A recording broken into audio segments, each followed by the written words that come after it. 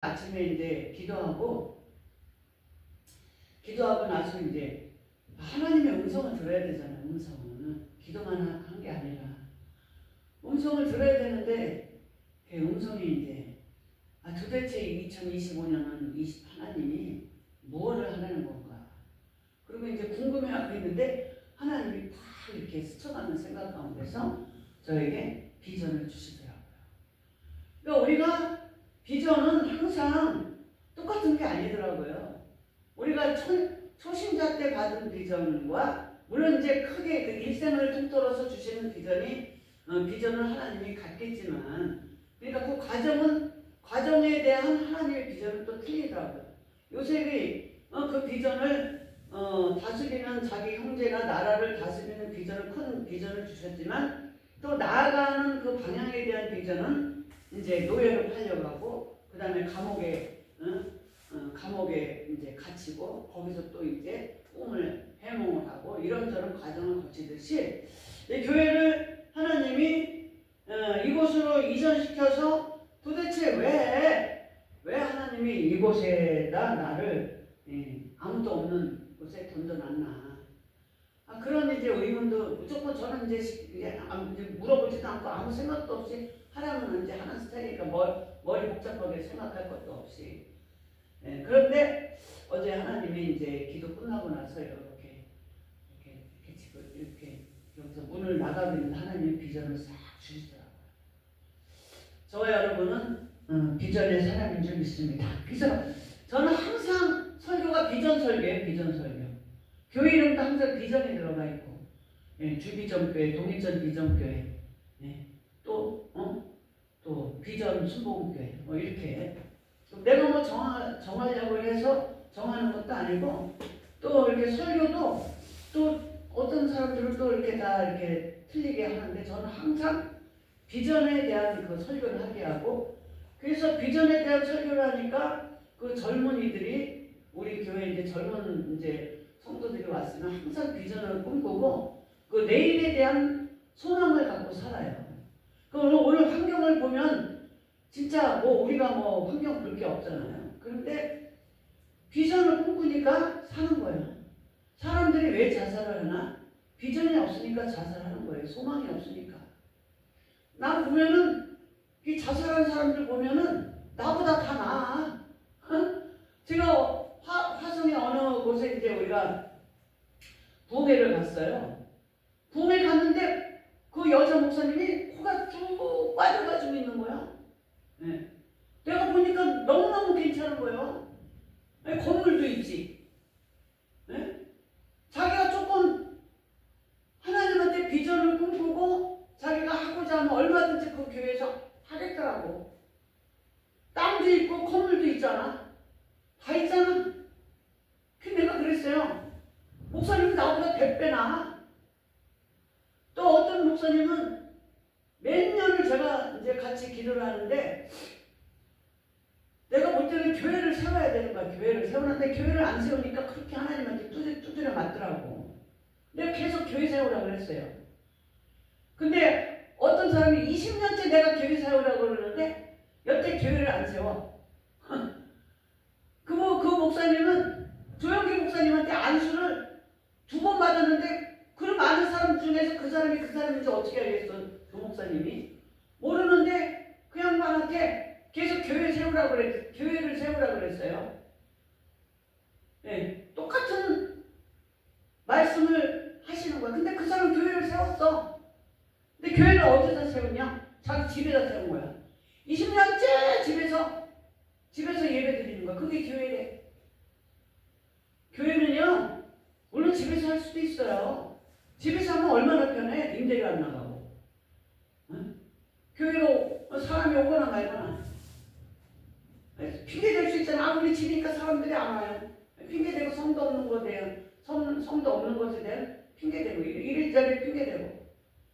저도 집에서 처음에 개척할 때 집에서 했어요. 왜냐면 세울 데가 없으니까요. 형편이 그러니까. 그런데 집에서 했더라도 몇 년에는 나와야지. 나와서 목회자가 임대료 걱정도 좀 해보고, 또 전기요금 걱정도 좀 해보고, 걱정을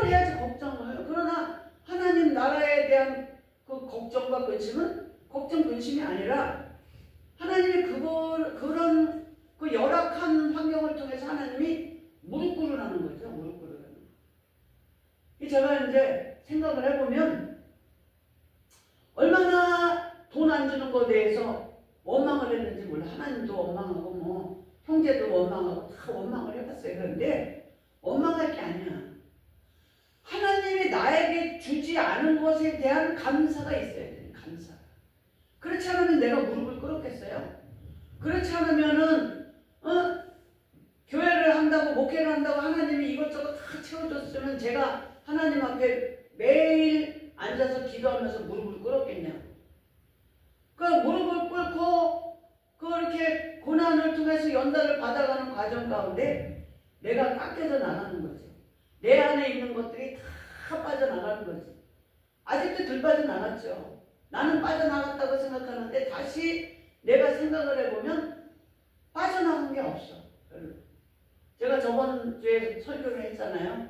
우물물을 다 걷어내면 그 안에 있는 굼덩어리를 발견하듯이 내 안에 있는 더러운 것이 다 나가면 내 안에 있는 예수를 발견한다. 참 제가 설교하고도 내가 은혜가 되더라고. 그래서 그 말씀을 늘 내가 묵상을 하는 거예요. 아, 내 안에 있는 더러운 것들이 빠져나가야 예수를 발견한다. 할렐루야. 그래서 그렇게 오늘도 아침에 이제 말씀을 다시 읽는데 이제 그동안에 또 생각하지 못했던 것이 딱 발견이 되는 거예요. 이 11절에 두 사람이 행하면서 말하더니 걸어가면서 말하고 있는데 불소리와 불말들이 격하고 성경 기준에는 내는데 어떤 분이 엘리야가 하늘로 올라갈 때 못하고 올라갔나? 이제 어떤 사람들이 불말과 불소리 타고 올라갔다는데 불말과 불소리를 타고 올라간 게 아니라 회리바람을 타고 하늘로 올라갔다. 근데 거기서 딱 아니 에녹은 하나님과 이렇게 같이 동행하면서 올라가고 예수님은 500여 문도들이 보는 가운데서 이렇게 올라가면서 왜 이상하게 생각해? 내가 이렇게 올라가는 그대로 올 거야?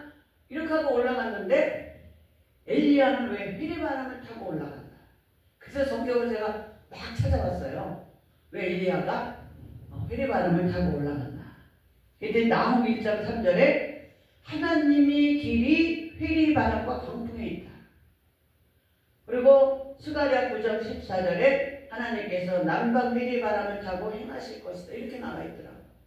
그러니까 하나님의 길은 하나님은 길이 없어도 회리바람으로 길을 만들어가면서 회리바람을 타고 하나님이 광풍 가운데 하나님이 임하신다.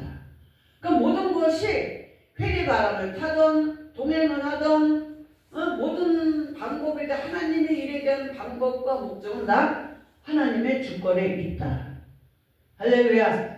길이 없는 광야라도 이런 것을 볼 때 길이 없는 광야라도 하나님이 길을 만들어 가시는 그 하나님이 우리 삶 가운데 아무런 길이 없고 방법이 없는 것 같지만 우리가 깨어서 기도할 때 기도하면서 깨어서 하나님의 음성을 들으면 반드시 하나님은 우리에게 길을 만들어 주시는 그 하나님인 줄 믿습니다.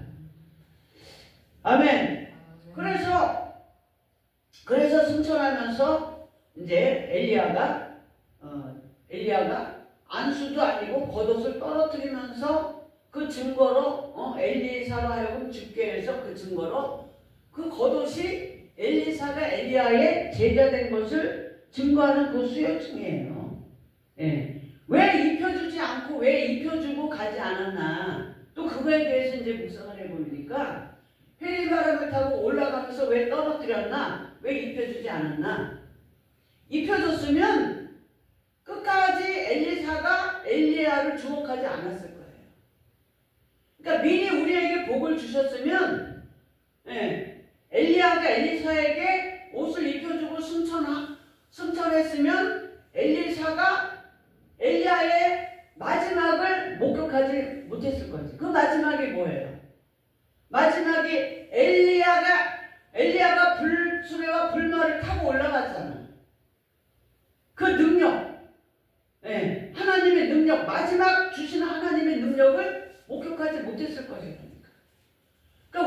우리에게도 하나님이 미리미리 축복을 주지 않고 능력을 주지 않는 그 이유는 오늘 본문에서도 제가 하나님을 이해를 하겠더라고. 왜 우리에게 미리 주지 않는가? 하나님이 왜 입혀주지 않는가?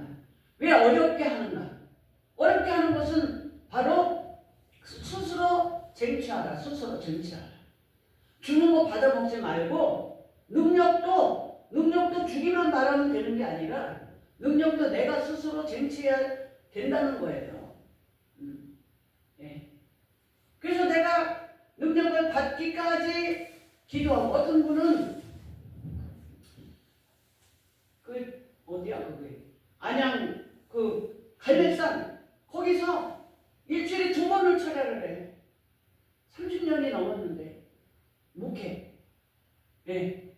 그러니까 우리가 개척하고 목회 초기에는 얼마든지 저도 초기에는 산기도 가서 산기도 처음 갔는데 불 받고 막 그런 경험이 있잖아요.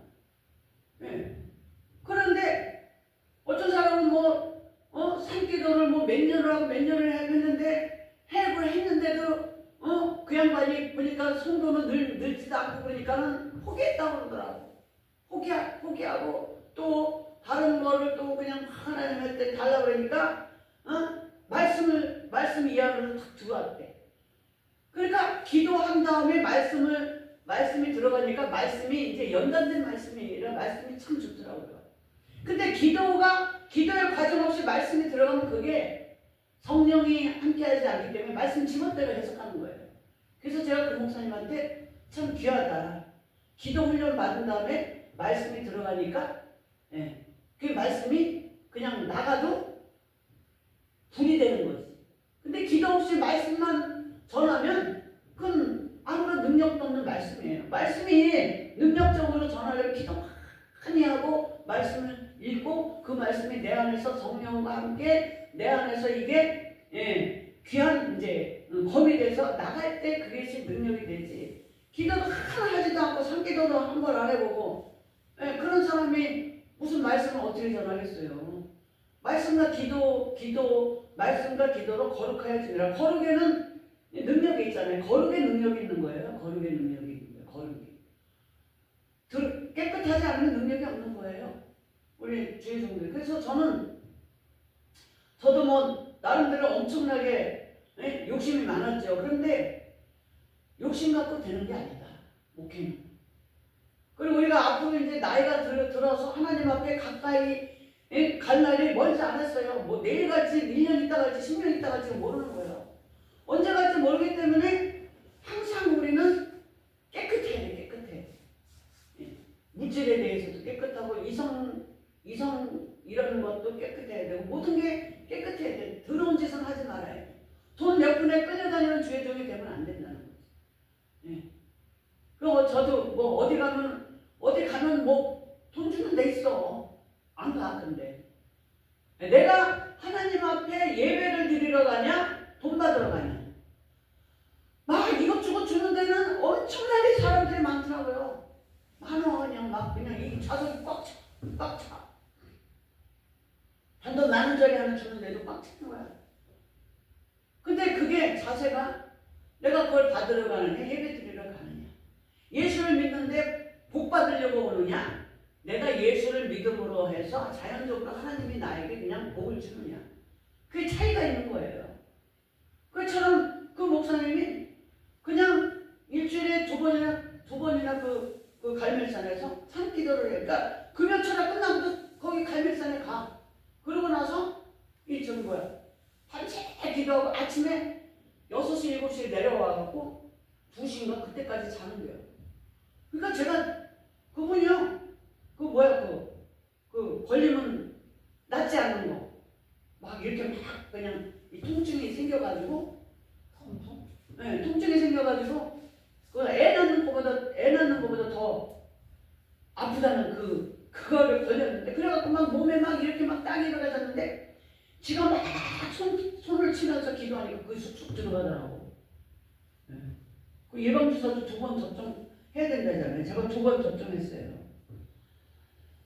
그러니까 우리는 이 엘리사가 주어서 엘리야의 능력을 부여받은 것처럼 능력을 부여받는 것은 그냥 되는 게 아니다. 말씀도 노력해야 되고 말씀도 노력해야 되고 기도도 해야 되고 제가 전에 한번 하루에 1시간씩 40일 동안에 성경 일독을 했어요.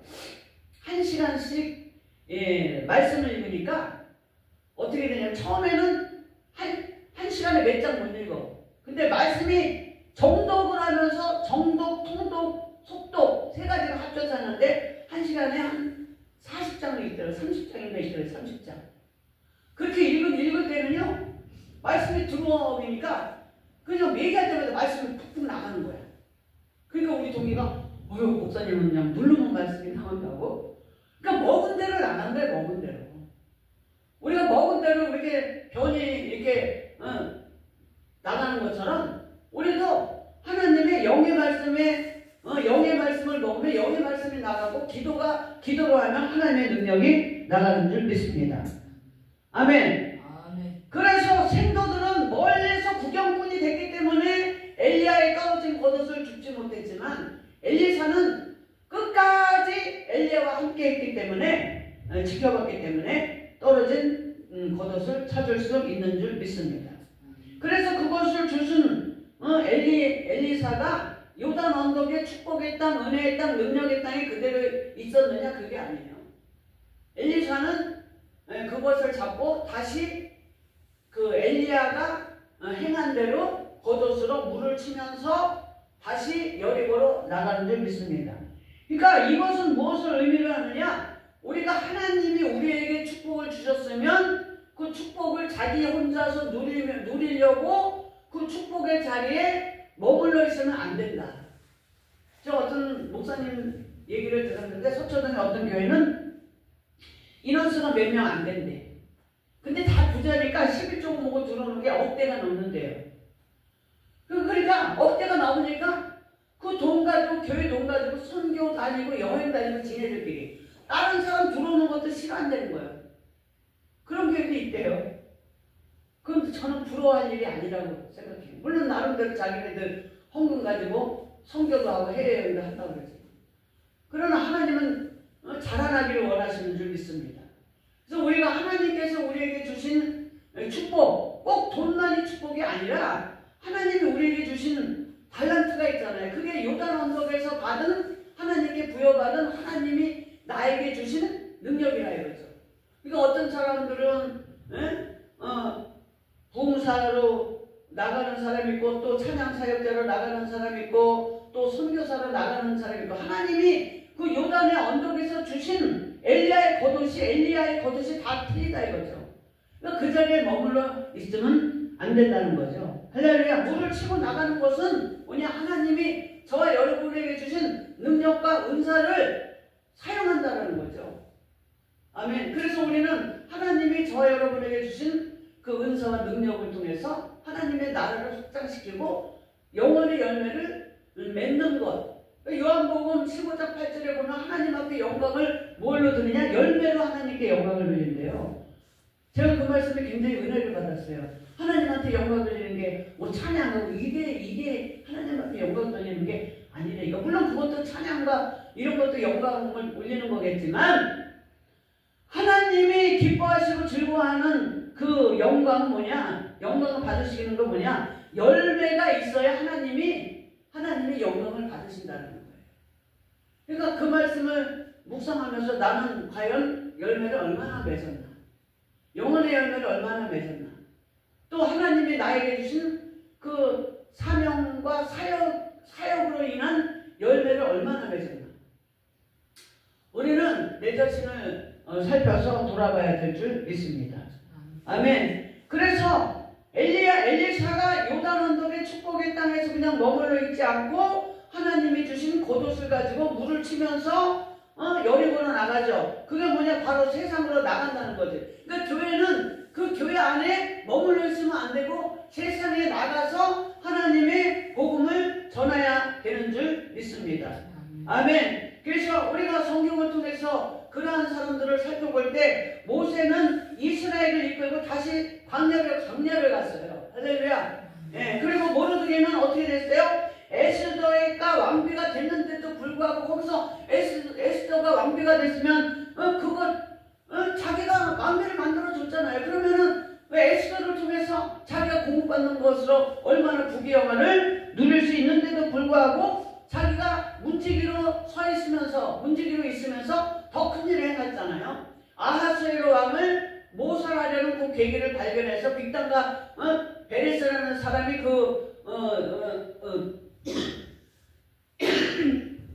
내시가 베레스의 우물을 발견해서 아하수에로 왕을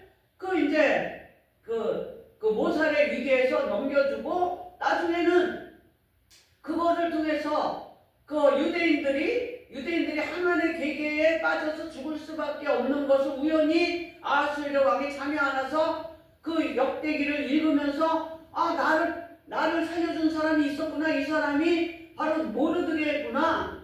그런 하나님의 역사의 수레바퀴 가운데서 우리는 있는 줄 믿습니다. 아닌 것 같아도 그게 다 하나님의 인도하시는 줄 믿습니다. 아멘. 할렐루야. 그래서 에스더의 요단 언덕은 뭐냐? 에스더의 요단 언덕은 바로 왕비로 삼은 것이 에스더의 요단 언덕인데 그 에스더가 그 요단 언덕 축복의 자리에 머물러 있지 아니하고 그 민족이 위기에 처했을 때 다시 여리고로 나간 사건, 그게 뭐냐? 바로 3일을 금식하고 죽기를 무릅쓰고 죽으면 죽으리다. 내가 왕이 금호를 나한테 내밀지 않아도 내가 왕에게 나아가서 내 민족의 위기를 내가 알려야 되겠다. 그것이 에스더에게 있는 여리고예요. 우리는 여리고에 나아가야 되는 줄 믿습니다. 할렐루야. 그래서 그 여리고는 뭐냐? 하나님이 우리에게 주신 세상에서의 현장 사역이 바로 우리에게 주신 하나의 능력인 줄 믿습니다. 그래서 엘리사는 현장 사역자예요. 현장 사역자. 요단에 머물러 있는 사람이 아니라 현장 사역자예요. 우리도 하나님께서 우리도 현장 사역자로 세운 줄 믿습니다. 그 생도들은 오늘 본문에 보니까 엘리야의 겉옷을 찾으러 다니는 거예요. 왜? 겉옷이 땅에서 떨어지는 게 뭐가 떨어지는지 모르는 거예요. 그 사람들. 그럼 관심도 없었고. 예. 그러니까 하늘로 올라간 것을 목격하지 못했으니까 그 엘리야의 생도들은 엘리야를 찾으러 다녔지만 아주 그냥 무한하도록 아유 엘리야 선지자를 그 시체를 찾아야 돼요.